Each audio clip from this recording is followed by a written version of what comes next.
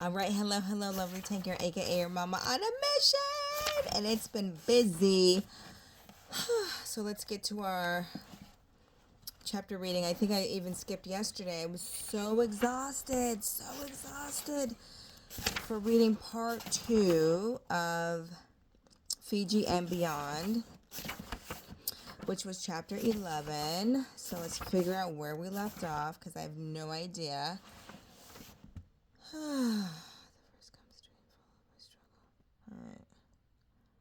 Let me see something real quick. Okay. So more than likely, we are on.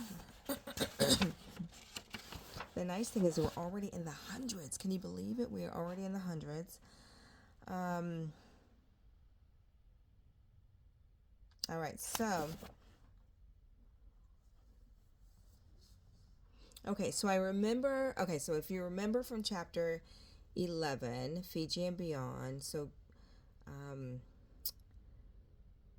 Greg goes to Fiji, and then he's meeting this mystery person, and the mystery person happens to be Mia, and then they're talking and enjoying each other's company, and then she shared with him that his brother called her and said he's going to go to rehab, and then he was asking why didn't he call me, yada yada yada. Okay, so we're I think around that part, but I noticed that I had made a little mark there. I think I made that mark, so I just want to see if that's where we ended. Let's just start here.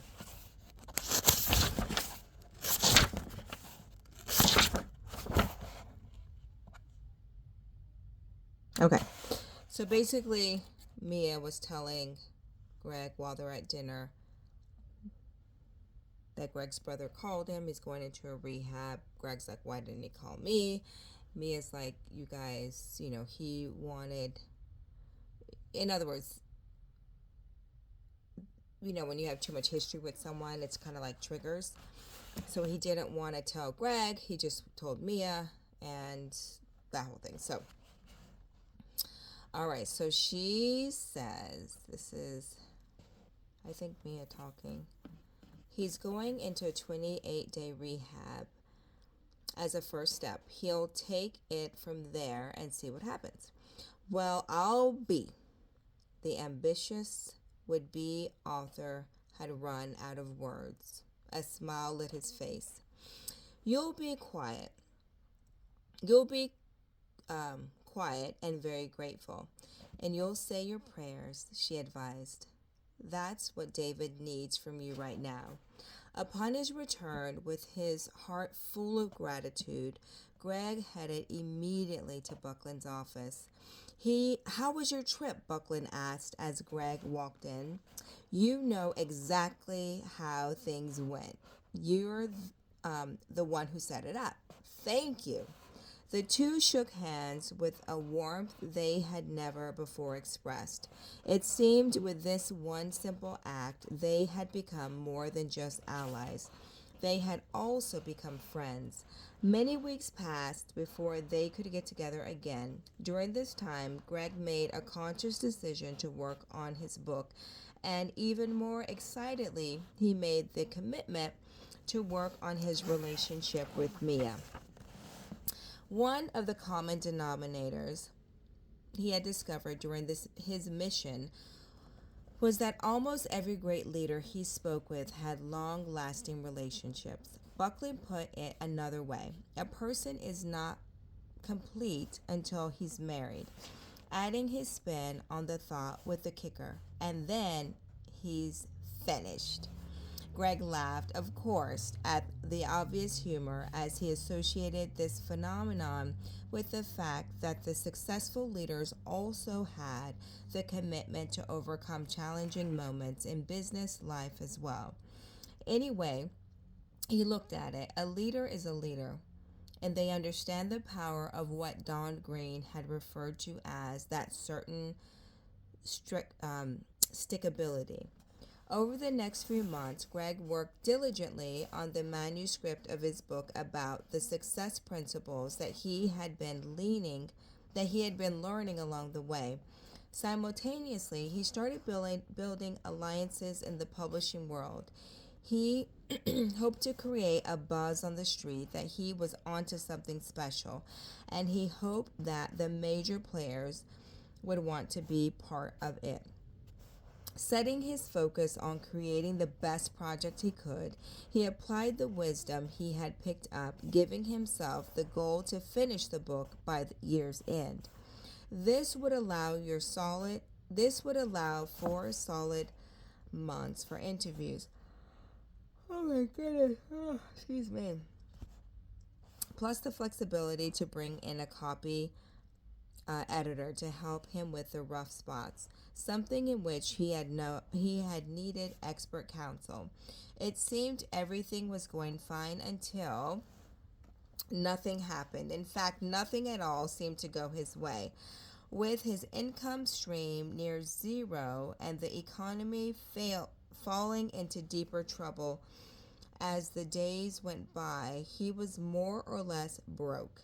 In addition, he had assumed that the movers and shakers in the publishing community would want to be part of his special project. Yet he found this was not the case. Every door that was open shut behind him as quickly as he departed. The large publishing houses were less than enthusiastic about an unknown first-time author without a proven track record. To say they were being cautious and skeptical would be an understatement. How could this be? He asked himself. Am I missing something here? It's the age-old can't get credit without credit, can't get experience without experience situation. He had succeeded in a literary agent who in turn arranged for meetings with editors and publishers. But after each meeting, he was left with rejection and weakening spirit. Each company had more criticism than the last. He never imagined there could be so many reasons not to publish a book. One thing that kept him going through this process was his trusty notepad. In it were words of great insight culled from his interviews with many leaders who had experienced struggles of their own, striving to become the first ever four-time Winter Olympian in 4 different decades. Ruben Gonzalez put it this way: first comes a dream, followed by a struggle, and then there is victory. The problem is most people give up in the struggle section and never get to sense what victory feels like. Great people have 2 types of courage. First, they have the courage to get started, to take a leap of faith, to take action when they have no guarantees of success. Second, once they are on their way, they develop the courage to endure, the courage to persevere. Perseverance is key. Poring over the pages of his notebook, Greg found Ruben Gonzalez's message summarized like this: you need 2 types of courage. First, the courage to get started. Second, the courage to not quit. Oh, that's so good. By doing this, Greg realized people can discover what the Olympian called the courage to succeed. How true is that? Greg said out loud, although no one was around to hear him. He thought of the power of the introduction letter that Don Green had written for him and how successful it had been in helping him get interviews with the icons of business. But at the same time, he remembered how much courage it had taken for him to get started and make the calls. Never quit, he said to himself, thinking back to Napoleon Hill's Think and Grow Rich and renewing his resolve. You're only 3 feet from gold. He turned to the page in his journal that was well used and starting to wear at the corners. Honored were the notes from one of his meetings with John St. Augustine, the producer of Oprah Winfrey's radio program at her Harpo Studios. His story ran through Greg's mind like a song set on repeat. In his early years, John St. Augustine worked as a night shift security officer. One day, searching through the lost and found bin, he stumbled across the same book that Buckland had given Greg, Think and Grow Rich. By shift's end, he had consumed the first few chapters and set his life in a new direction. Years later, after applying what he had learned from the text, he found himself with the position of a lifetime without even knowing it. He too had helped his very own success question. Without even knowing it, he too had applied his very own success equation by combining his passion for entertainment with his talent for public speaking. He took action by he took He took action by taking jobs at various studios until he finally became part of one of the greatest associations in the industry. As wonderful as this all may have seemed, what kept Greg's attention was what St. Augustine had said during their interview. His words on the page read, "Do common things in a common way to get uncommon results." So I don't have my notebook here with me today, but let's rephrase that. So it says, do common things in a common way to get uncommon results. Do common things in a common way. Okay. The producer suggested that instead of trying to mix things up to get different results, people should do the same thing as long as it was the right thing over and over until they achieved the desired outcome. John's consistent outcome was the realization of his mission to make sure people all over the world have access to information that would not only entertain them but also inspire them to greater life experience. Rather than talk about himself, Greg recalled that St. Augustine explained it as follows. Imagine professional baseball players or golfers trying a new shot or a new swing every time they played. They could never improve their game. The secret to success is performing a series of consistent daily actions with a consistent outcome in mind. Are you ready to know this? He added. The point is that most people are fully aware of exactly what they need to be doing. We should start applying that knowledge and take some accountability for our personal success or setbacks. When pressed for why he thought people give up too soon, in his deep-throated radio voice, he had declared people simply need to replace their wishbone with a backbone. Oof! Many people sit around and wish for things to change in their lives, yet never take the necessary actions to make these dreams a reality. Greg boiled it down for his notebook of treasures. Oh, I'm so sorry. It's been a full day. Full, beautiful day. Great events. So Greg boiled it down for his notebook of treasures. Replace your wishbone with a backbone. Closing the pad and placing it back in his pocket, he knew his frustration was part of the process and that he was getting closer. Progress in one part of your life does not guarantee progress or success in every aspect of your life. Stay the course, man, he thought. Just keep in mind you're only 3 feet from gold. He knew he simply needed to stop complaining, knock on more doors, continue those daily tasks, and improve on the way he was presenting the opportunity to those who could make it happen.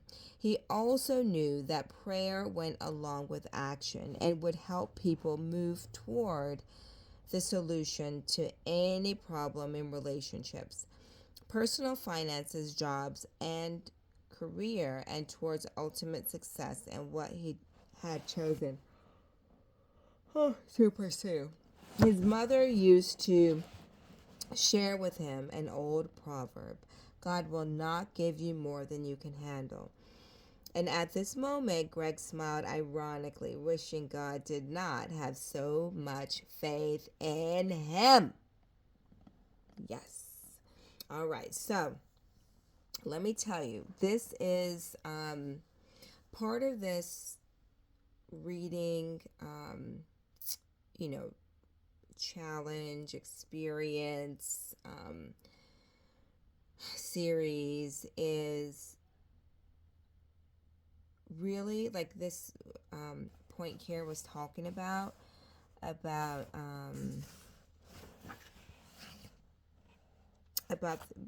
basically about being consistent, right? Like even when it's difficult, even when it's hard. It says the secret to success is performing a series of consistent daily actions with a consistent outcome in mind. And it talked about even when things are difficult. So for me, these readings are not so much for it to be a glamorous experience for me, nor a glamorous reading experience in terms of like presentation, right? Like for me, it is about being in a season of life where sometimes we have to create our own it's I don't even know how to say it. It's almost like you got to create your own challenge, right? Like if there's not enough challenge in life or things to stretch you or push you or make you grow, then you, if it's not naturally there, then you have to create it. Or if it is there, you have a choice of whether you're going to allow it to stretch you and grow you, or if you're going to back away and seek like comfort. And so for me, even though like there's a lot of responsibility and demand on life, like there's nothing that there, I needed to create something that will cause me to stretch. And I haven't really been reading as much as I would love to. I haven't been working on my speaking. I haven't been working on like my communication skills. So me reading out loud and me working on how I pronounce words and understanding and just taking in new information, like that is very similar to someone who's going to school, very similar to if I was going to go take an art class to strengthen, you know, a certain technique or something like that. Like in this particular season, right now, all I can do is read a book, right? And work on my speaking, work on my vocabulary, work on my pronunciation, work on my enunciation, right? How I pronounce things, how I, so don't be afraid in your life to create experiences that stretch you, that will call you higher for the moment. So there have been like 2 days so far in this series, excuse me, where I haven't been able to show up every day. Like I skipped yesterday, and then there was a couple days ago that I skipped, and I had to give myself grace. But the challenge is when you start giving yourself grace, it creates it makes it easier for you to make excuses for yourself, right? So even though I'm exhausted today and was tempted to like do it tomorrow, I forced myself to come and it's like honor your commitment, right? And the commitment is to nobody but me. So it's like if you cannot believe yourself, if you can't say something and trust that you will follow through, then that will affect anything that you want to accomplish in your life. So keep your commitments to yourself. And so that's why I wanted to read today. Now, with me saying that is because I'm like in a hoodie, I'm tired, I'm yawning. But you have to look past that and understand that it's most important to keep your commitment to your commitment and to stretch yourself and to show up even when it hurts, regardless of what it is. So let that be, that's my lesson. And if it works for you, I hope it inspires you in your own life journey. So we've completed chapter 11. Look how much pages we've done. Ooh, ooh. Now, left to myself, I wouldn't probably got past chapter 1. Left to myself, I probably wouldn't have gotten past chapter 1 because it's too easy to make excuses or put something off. So, we are on page 110. We have completed chapter 11. We are headed to chapter 12. Chapter 12 is the quote, it's the ladder of success is never crowded at the top. The ladder of success is never crowded at the top. Chapter 12 is about believing in yourself. So we'll see you on the next chapter reading. All right, take care, Lovlee Tang, aka your mom on a mission. Signing out. Peace. Bye-bye.